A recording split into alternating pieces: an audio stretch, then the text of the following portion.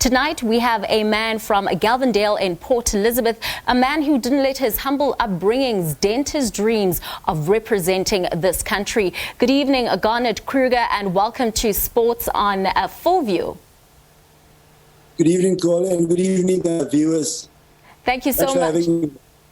Thank you so much for joining us. I want us to actually take it to the beginning. You are from the same area as Proteas batsman, former Proteas batsman Ashwell Prince, and former Proteas coach Russell Domingo. And, you know, Galvendale in Port Elizabeth is known for having some social challenges, but their love for sport can never be faulted. How was it growing up in such an area?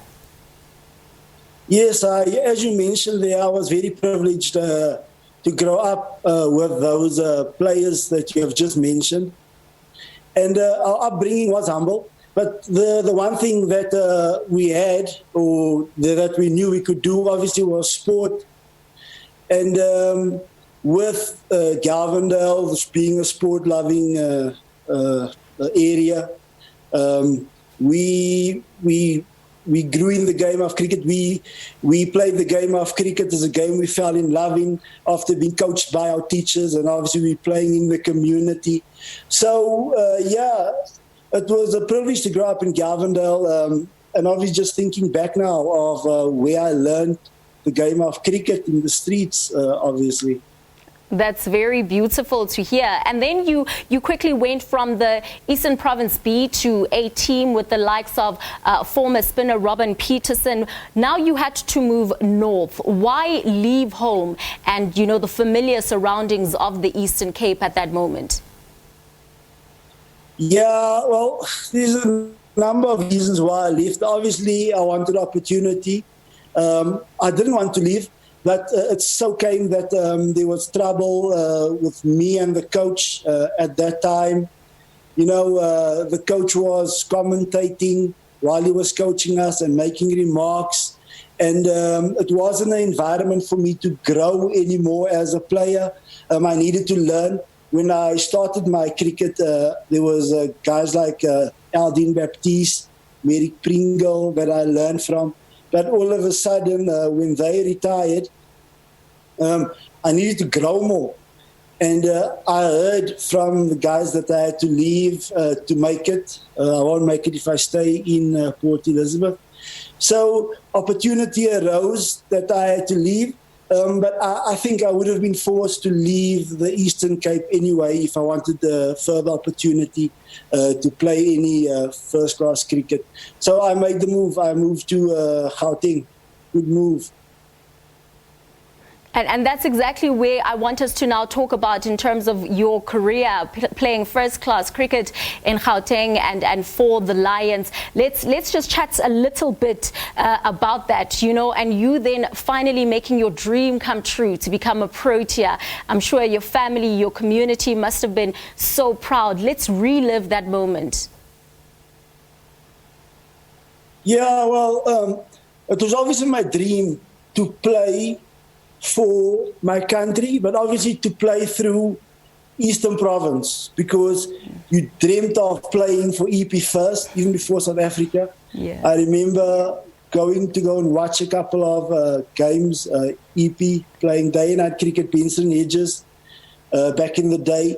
And that was our first dream, to play for Eastern Province. And then obviously later on I wanted to play for South Africa. But first thing, I wanted to play for EP and then play for South Africa. And I didn't know I was going to have to move to make that dream come true. I moved to Gauteng where the wickets suited me. It was more bouncier, more hard. And then also, like I mentioned, I wanted to grow. So there was coaches there, new people to talk to, new input. And this was exactly what I got here. Obviously, I was promised that by the coach at that time. And one of the bowling coaches that made a big impact in my career was Gordon Parsons. And he helped me work on certain things, which would obviously give me a better opportunity to play for my country. And we worked on it. And I made my first call-up was in 2003.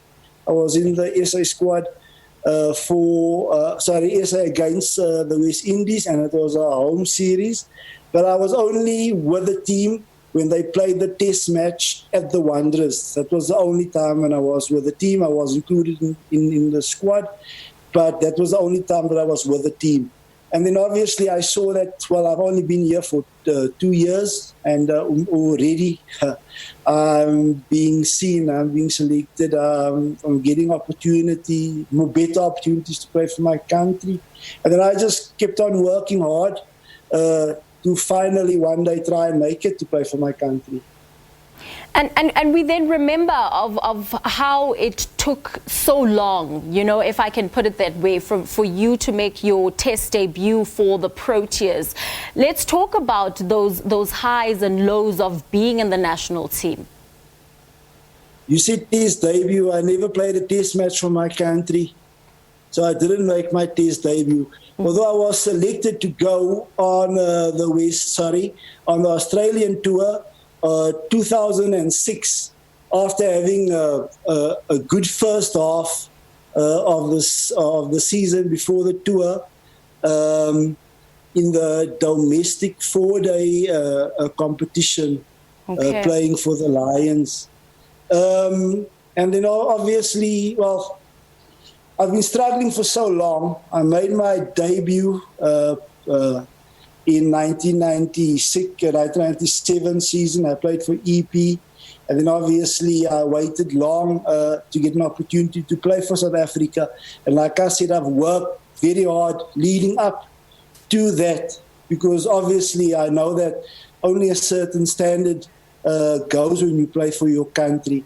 And obviously in 2006 I got selected to go to Australia to join the team at the airport, and then obviously we all flew together to Australia. And you wanted to know about that experience, how that experience... the highs and the lows, Yeah, so obviously I was on a high, bowling as I did, thinking or hoping that I would play. We got to Australia, and then the warm-up game, I got the opportunity to play, and I did well. I got 4 wickets, and I got some of I got the top order out, which always counts in your favor if you get the top order out. And then immediately, you know, the media there was talking about the conditions suiting me. Obviously, they looked back at my stats in South Africa. Some of the South African reporters that was in Perth, Australia, that time also asked me, how do I feel? Do I think I'm going to play? And I obviously felt confident. And I said, yeah, you know what? These conditions suit me. And I'm bowling as well as I've ever been bowling. And I've always wanted to work out what works, what doesn't work. And then to my disappointment, I didn't get to play any of the test matches. We lost the first test match. Well, we lost all the test matches.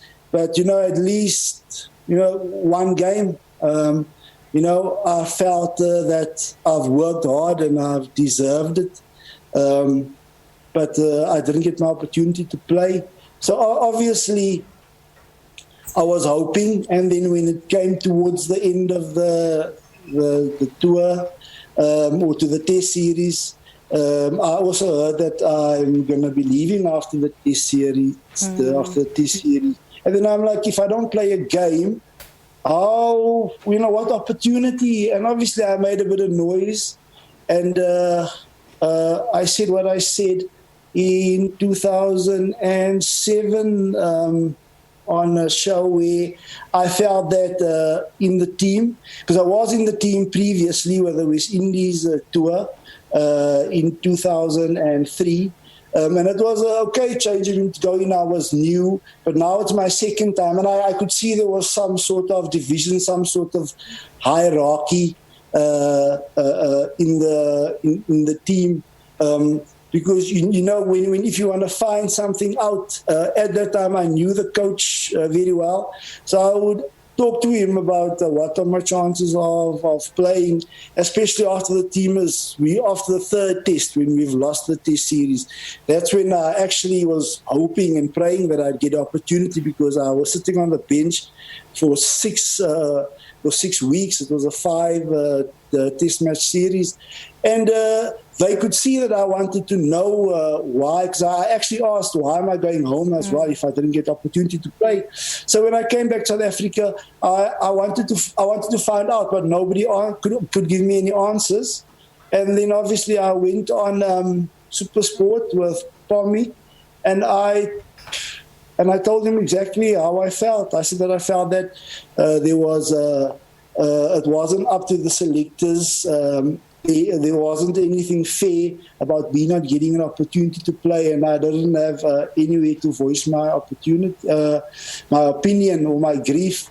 And I just find that today the same thing is still happening, where stuff happened to players, and nobody can explain, or nothing is happening to the guys that are involved in certain things happening. And Garnett, let's just talk about, the psyche of a player when you are now going through such. I mean, it is demoralizing. It has such a negative impact on the quality of game that you're now producing. Yeah, it's very tough, because obviously your whole thing is when I played for EP, I was playing for my teammates and for the crowd. I enjoyed it when the band started playing, and, they'd sing the songs for us.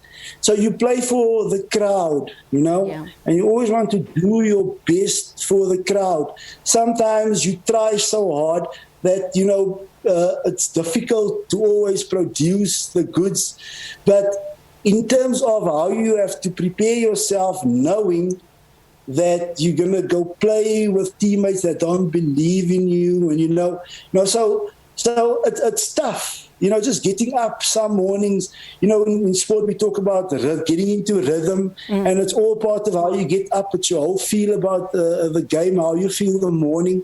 Some mornings you feel good, and then sometimes you just get put down by certain comments or what's happening around in a team environment regarding inequality. Racial inequality, and it's tough to always produce, because your mind is always, especially when you're batting, sometimes you're trying to save a game for your team, and then only when you have to save a game for your team, then you're only valuable. Then they would say, go, Garnie, you can do this, but when it comes to practicing and working hard together, they don't really spend time with you. So there's not that real teammate, team companion growth. There's always that rift between race in the team, and that's just what makes it even tougher, because somehow you must always overcome that you're good enough to play with them on the same stage as them. And just before we wrap it up shortly, I'm sure it's very concerning now that there is so much silence from the Proteas who are in charge of selecting the teammates and the team members, who are so silent on the Black Lives Matter movement. Does that become worrying so many years later, that you are still inundated with the same problem? Yes, it's definitely a problem.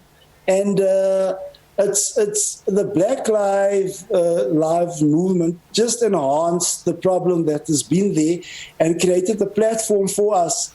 The statement that Lungi made was that, yes, Black Lives Matter, but because of what has happened in cricket, the inequality, it seems that not all the blacks don't matter, because if you look at the development happening, there's nothing happening in the townships.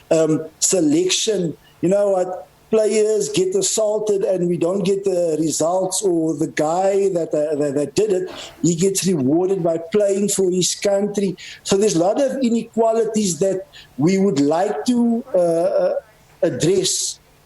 And unfortunately, we're going to want them to say something because me personally, I feel that the guys that was involved with me not playing more games for my country, and when I spoke out, they ostracized me. They are in charge of the game now. That is something that we need to address. And the other problem is we are cricketers, so we would like to be involved in the growth of the game because we've been there, we've done that. So at a certain point, if they want to make cricket work and grassroots work, they're going to have to talk to the products of grassroots.